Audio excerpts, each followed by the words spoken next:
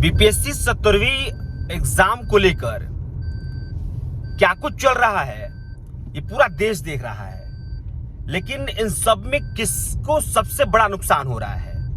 वो है अभ्यर्थी, वो है बिहार के युवा या फिर दूसरे राज्यों से जो पहुंचकर बिहार में बीपीएससी 17वीं का एग्जाम दिए थे। और इस बात को समझिएगा कि बीपीएससी के चेयरमैन ये कह देते हैं कि बापू साहब बघार की परीक्षा को हमने रद्द कर दिया।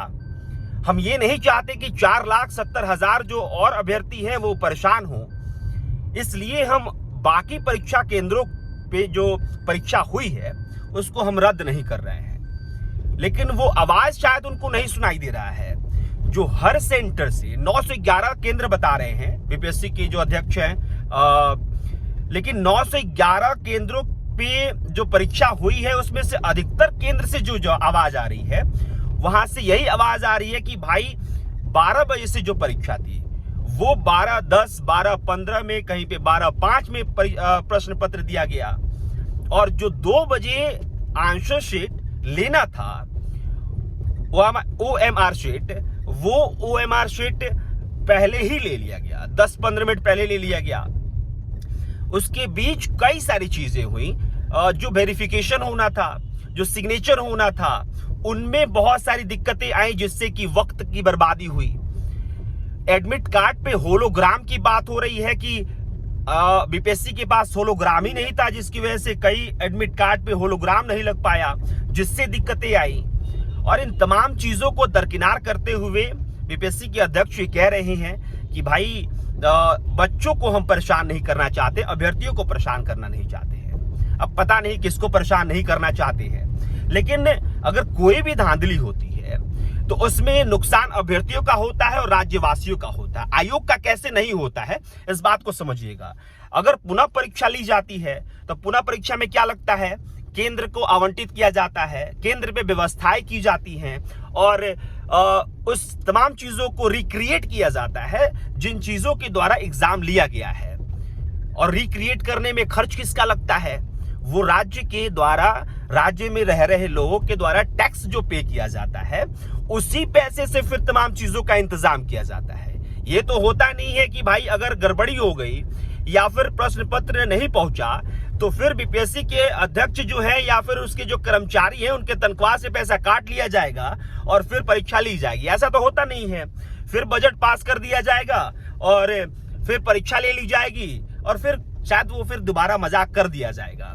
लेकिन 12,000 अभ्यर्थियों का परीक्षा लेने के लिए लगातार बीपीएससी दावा कर रहा है, और इस पे अभ्यर्थियों का सबसे बड़ा क्लेम ये है कि 12,000 अभ्यर्थियों की जो परीक्षा ली जाएगी, कौन ऐसा दावा कर सकता है कि उन 4,70,000 अभ्यर्थियों ने जो परीक्षा दिया है उसी लेवल का क्वेश्चन पेपर होगा? क्योंकि अगर उसी लेवल का क्वेश्चन पेपर नहीं होगा तो फिर तो वैसे भी अभ्यर्थियों के साथ नाइंसाफी हो जाएगी। और इसीलिए दिलीप कुमार, जो कि एक छात्र नेता के तौर पे लगातार पटना में आपको आंदोलन करते हुए दिखेंगे और बीपीएससी नॉर्मलाइजेशन के खिलाफ आंदोलन कर रहे थे, उस वक्त उनको जेल में डाला गया। कई बार जेल जा चुके हैं दिलीप कुमार, और दिलीप कुमार लगातार इसके लिए आवाज उठा रहे हैं कि भाई इस पूरी परीक्षा को रद्द किया जाए।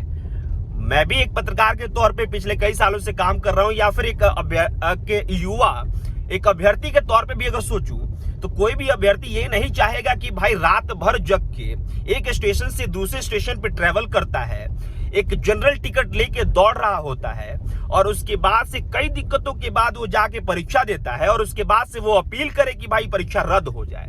लेकिन अगर अधिकतर जो छात्र अभ्यर्थी हैं जो परीक्षा रद्द करने की मांग कर रहे हैं, तो फिर वो शौक से नहीं कर रहे हैं, उनकी मजबूरी है, उनको लगता है कि उनके साथ नाइंसाफी हो जाएगी। और भाई आप अधिकारी बना रहे हैं ना जी, अधिकारी बना रहे हैं तो फिर ऐसी पारदर्शिता ना होने का फिर क्या फायदा है जिससे कि एक अधिकारी बने और वो भी ब्लूटूथ से एग्जाम पास करके। क्योंकि मैंने द न्यूज लुक पे एक ऑडियो चलाया है जिसमें एक अभ्यर्थी ने, महिला अभ्यर्थी ने खुद कॉल करके मुझे बताया है कि भाई वहां पे ब्लूटूथ लगाकर लड़के जा रहे थे, जैमर जो था वो बंद कर दिया गया था। उस अभ्यर्थी का दावा था कि जैमर जानबूझकर बंद किया गया था।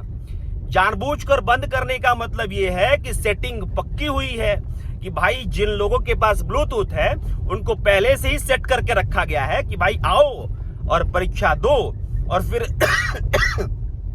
बीपीएससी की परीक्षा पास कर जाओ, पढ़ो या ना पढ़ो इस बात से कोई फर्क नहीं पड़ता है।